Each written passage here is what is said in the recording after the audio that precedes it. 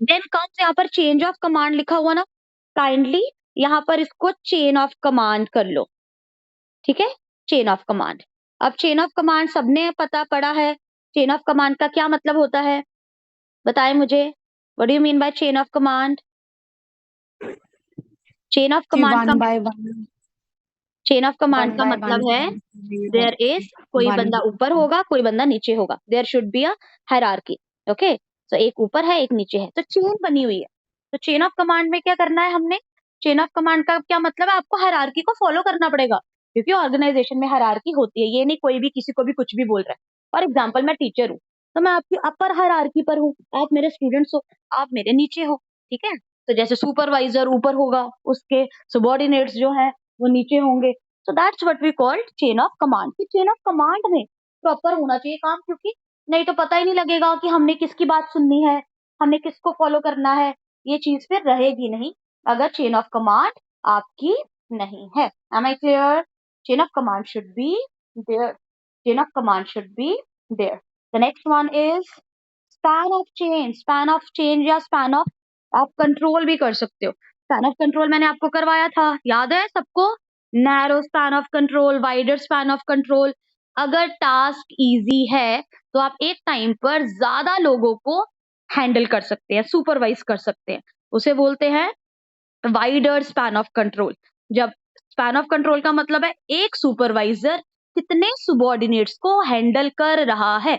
अगर मैं एक टाइम पर 100 लोगों को हैंडल कर रही हूँ, it means my span of control is wider. Span of control आएगा, स्पैन ऑफ चेंज नहीं, ओके। एंड अगर अगर मैं एक टाइम पर बहुत लिमिटेड 4-5 लोगों को हैंडल कर रही हूँ, it means my span of control is narrow, okay. So Graicunas ने 3 types of subordinate superior relationship बताया। ग्रेन्यूशियस देख रहे हो ना, Graicunas identified 3 types of subordinate superior relationship.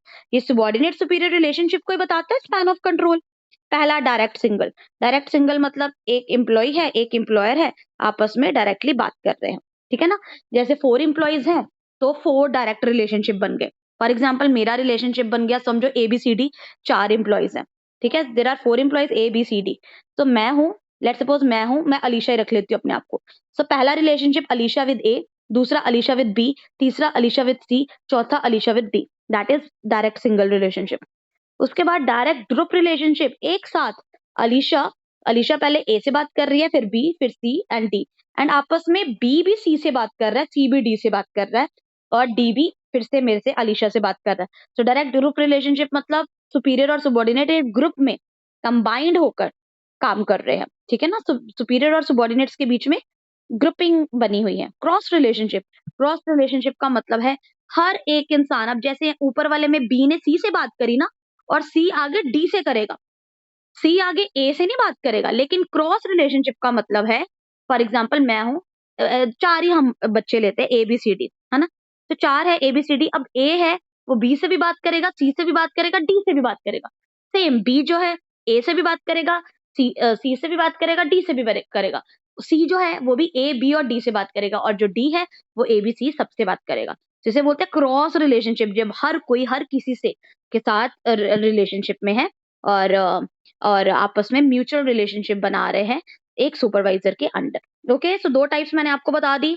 Wider span of supervision होता है एंड एक नैरो स्पैन ऑफ सुपरविजन होता है। वाइडर मतलब हम एक टाइम पर बहुत ज्यादा लोगों को सुबॉर्डिनेट्स को हैंडल कर रहे हैं, और नैरो मतलब एक टाइम पर मैं थोड़े से एम्प्लॉयज को ही हैंडल कर रही हूँ। Centralisation versus decentralisation. सेंट्रलाइजेशन का मतलब है आपकी कंपनी छोटी है, इसलिए सारे जो मेन डिसीजंस हैं वो कौन लेगा, मेन हेड लेगा, ओके, टॉप मैनेजमेंट लेगा। और डिसेंट्रलाइजेशन का मतलब आपकी ऑर्गेनाइजेशन बिग है, इसीलिए सारे जो डिसीजंस है वो बिग मतलब हेड नहीं ले सकता है, इसीलिए उसे डेलीगेट करा जाएगा आगे आगे फर्दर, ओके।